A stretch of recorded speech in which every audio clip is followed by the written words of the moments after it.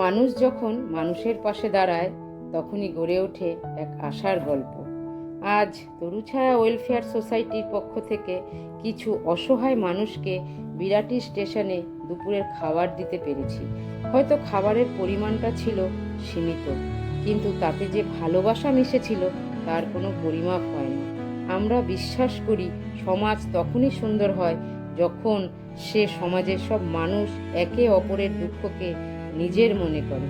তাই আমাদের এই ছোট্ট প্রচেষ্টা কোনো বাহবা পাওয়ার জন্য নয়, বরং একজন ক্ষুধার্ত মানুষকে দুমুঠো শান্তি দেওয়ার জন্য।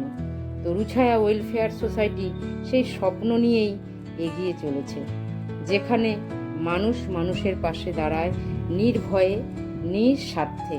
তাই আমার সকল ফেসবুক বন্ধুদের কাছে বলছি, তরুছায়া ওয়েলফেয়ার সোসাইটির পাশে থাকুন। YouTube channel worthy work search করে দেখবেন আপনারা, এবং ফেসবুক পেজ